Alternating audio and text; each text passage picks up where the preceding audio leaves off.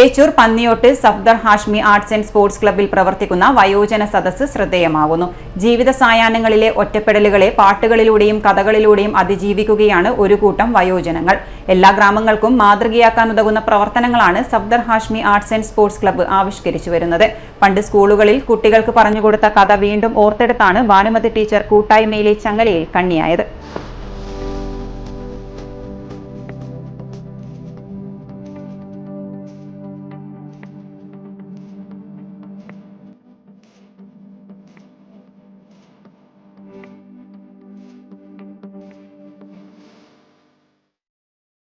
പണ്ട് വിക്രമാദിത്യ ചക്രവർത്തിൻ്റെ രാജസദസ്സിൽ നവരത്നങ്ങൾ എന്ന് പറയുന്ന ഒരു പണ്ഡിത സദസ്സുണ്ട്. നവരത്നങ്ങൾ എന്ന് പറഞ്ഞാൽ 9 പണ്ഡിതന്മാരുടെ ഒരു സദസ്സാണ്. അതിലുള്ള പ്രധാനിയാണ് വരരുചി എന്ന് പറയുന്ന ബ്രാഹ്മണ പണ്ഡിതൻ. ആ വരരുചി ഒരു യാത്രക്കിടയിൽ ഒരു ദിവസം വൈകുന്നേരം സന്ധ്യയായിട്ട് ഒരു ബ്രാഹ്മണൻ്റെ വീട്ടിൽ അഭയം തേടി, കുളിക്കാനും ഭക്ഷണം കഴിക്കാനുള്ളതായിട്ട്. അങ്ങനെ വിഷ്ണുനാഥൻ എന്ന് പറയുന്ന നമ്പൂതിരിയുടെ വീട്ടിലാണ് കയറിയത്. അപ്പോൾ വിഷ്ണുനാഥൻ പറഞ്ഞു, വിഷ്ണുനാഥന് പേടിയായി. ഈ വരരുചി എന്ന് പറഞ്ഞാൽ വലിയ ആളല്ലേ, എങ്ങനെയാണെന്ന് എല്ലാം വിചാരിച്ചിട്ട്. അപ്പോൾ വിഷ്ണുനാഥൻ കുളിച്ചിട്ട് വരാൻ പറഞ്ഞു. ഊണ് തയ്യാറായിട്ടുണ്ട്, കുളിച്ചിട്ട് വന്നു. അപ്പോൾ വരരുചി പറഞ്ഞു, ഞാൻ രാത്രി അത്താഴം കഴിക്കണമെങ്കിൽ എനിക്ക് ചില ചിട്ടവട്ടങ്ങളെല്ലാം ഉണ്ട്, അതെല്ലാം സാധിപ്പിച്ചു തരാൻ കഴിയുമെങ്കിൽ മാത്രമേ ഞാൻ ഭക്ഷണം കഴിക്കൂ എന്ന് പറഞ്ഞു. അപ്പോൾ അതെന്താണ് പറഞ്ഞോളൂ എന്ന് പറഞ്ഞു വിഷ്ണുനാഥൻ. അപ്പോൾ പറഞ്ഞു, ഞാൻ അത്താഴം കഴിക്കണമെങ്കിൽ എനിക്ക് കുളിച്ച് വന്നാലും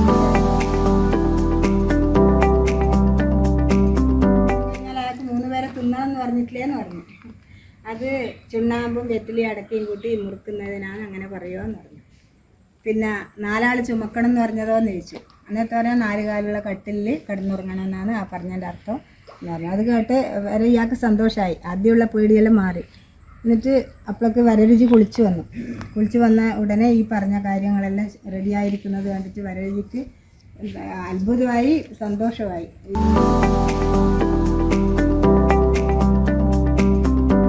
ദീർഘകാല ജീവിതയാത്രകൾ പിന്നിട്ട് വിശ്രമകാലമെത്തിയിട്ടും എല്ലാം അവസാനിച്ചെന്നും പറഞ്ഞ് വിലപിച്ചിരിക്കാതെ പുതുതലമുറയ്ക്ക് പോലും മാതൃകയാവണ്ണം സന്തോഷത്തിന്റെ സംഘബോധത്തിന്റെയും ചങ്ങലക്കണ്ണികൾ വിളക്കിച്ചേർക്കുകയാണ് ഇവിടുത്തെ യൗവനം മാറാത്ത വയോജനങ്ങൾ. പാട്ടും കഥയും കളിച്ചിരികളുമായി സായാഹ്നങ്ങളെ സന്തോഷഭരിതമാക്കുകയാണ് ഏച്ചൂർ പന്നിയോട്ട് സഫ്ദർ ഹാഷ്മി വയോജന ക്ലബ്ബിലെ അംഗങ്ങൾ.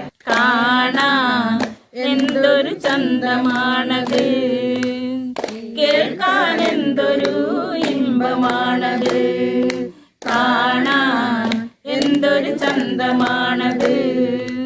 പതകടങ്ങളണിഞ്ഞവള്, കലക്കമോതിരമിട്ടവള്, പാലപ്പം പോലെ വെളുത്തവള്, പാവുള്ളനെ പോലെ വിളിച്ചവളെ, കാണാൻ എന്തൊരു ചന്തമാണത്. പാട്ടും കഥയും അനുഭവങ്ങളും മുറിയാത്ത ചങ്ങലക്കണ്ണികളായി ഒഴുകുമ്പോൾ ഏറെ കൗതുകത്തോടെയാണ് ആസ്വാദകർ ഇതിനെ സ്വീകരിക്കുന്നത്.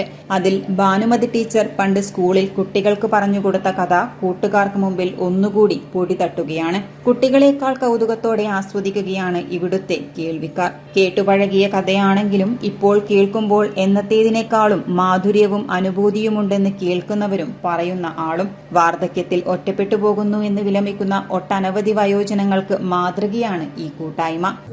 ഞാൻ കണ്ടിരിക്കുന്ന മിക്കവാറുമുള്ള എല്ലാ വീടുകളിലും രക്ഷിതാക്കൾ ഒറ്റപ്പെട്ടാണ് താമസിക്കുന്നത്. കാരണം അവർ മക്കൾ ഉന്നത വിദ്യാഭ്യാസം നേടിയവരും അവർ ജീവിക്കാൻ വേണ്ടിയിട്ട് പല മാർഗങ്ങൾ തേടിയിട്ടും പല സ്ഥലങ്ങളിലായിട്ട് അവർ ദൂരെയായിരിക്കും ഉണ്ടാവുക. അതൊരു കാരണം.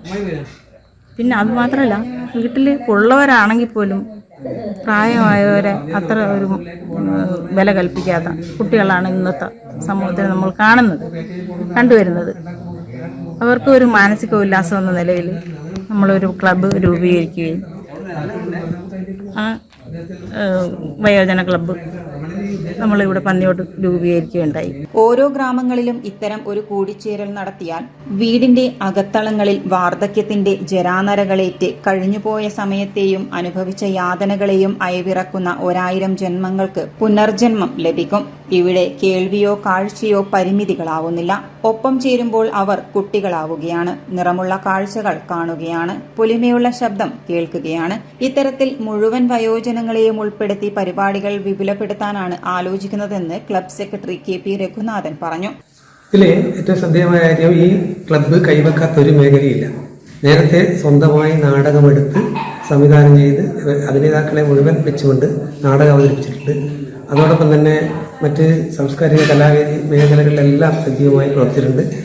കൂടാതെ നേരത്തെ നമ്മുടെ കാർഷിക മേഖല അത്ര സജീവമായ ഇടപെടൽ കുറഞ്ഞ സമയത്ത് സ്വന്തമായി അടുക്കളത്തോട്ടം ബോധവൽക്കരണ എന്ന പ്രോഗ്രാം വളരെ ശ്രദ്ധേയമായിരുന്നു. പത്രങ്ങളൊക്കെ വലിയ കവറേജ് കൊടുത്ത് നടത്തിയിട്ടുണ്ട്. മറ്റൊന്ന് നമ്മുടെ ഇന്ന് ഏറ്റവും ശ്രദ്ധേയമായ സിനിമാ മേഖലയാണ്.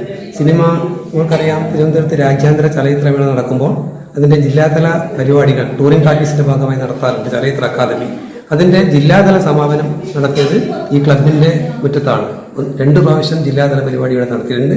സിനിമാ പ്രദർശനങ്ങൾ, അതുപോലെ ഓപ്പൺ ഫോറം, ചർച്ചകൾ തുടങ്ങി ഒട്ടേറെ കാര്യങ്ങൾ.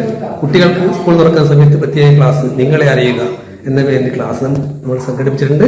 അതുപോലെ തന്നെ ഇപ്പോൾ അടുത്ത് ഈ വയോജന വേദി തുടങ്ങാനൊരു പ്രധാന കാരണം ഇവിടെ കൂടുതൽ അംഗങ്ങളും പ്രായമുള്ളവരും വന്നപ്പോൾ ഒരു വയോജന വേദി എന്ന രീതിയിൽ നമുക്ക് ഏറ്റവും ആക്റ്റീവായി പ്രവർത്തിക്കുന്ന കുറച്ച് പ്രായമുള്ളവർ ഈ മേഖലയിലുണ്ട്. എല്ലാ അർത്ഥത്തിലും വയസ്സിനെ പരിഗണിക്കാതെ എല്ലാ അർത്ഥത്തിലും സജീവമായി പ്രവർത്തിക്കുന്ന കുറേ പേരുണ്ട്. അവരെ വെച്ചുകൊണ്ടാണ് ഈ വയോജന വേദി നമ്മൾ ആരംഭിക്കുന്നത്. Club president MK Gopi, secretary KP Raghunathan, വയോജന വേദി president BP Purushothaman, secretary Lisa Gopi തുടങ്ങിയവർ പങ്കെടുത്തു.